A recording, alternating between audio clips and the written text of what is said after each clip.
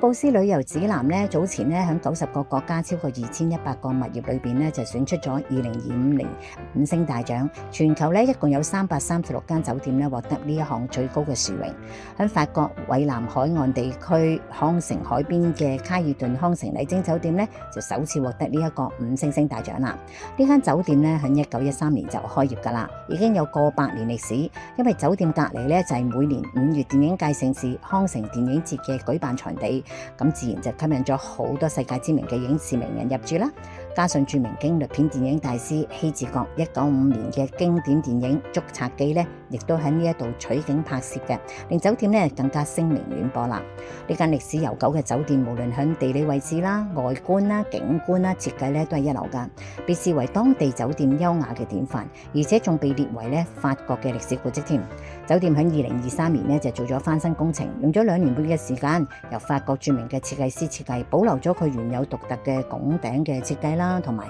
19世紀末20世紀初嘅美好時代嘅經典裝潢，又採用咗簡約現代設計嘅風格。300幾間客房咧以白色、米色為主嘅清新色調咧，就令到酒店可以延續佢優雅嘅風格，又充滿咗現代簡約嘅氣息。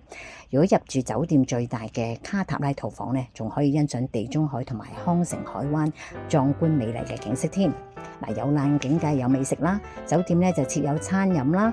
酒吧啊、茶廊啊等等咧，提供各種地中海風味嘅餐飲美食。計劃去歐遊去法國嘅朋友咧，不妨體驗下呢一間優雅簡約風格嘅古蹟酒店，享受一個充滿地中海風情嘅輕鬆休閒度假時光。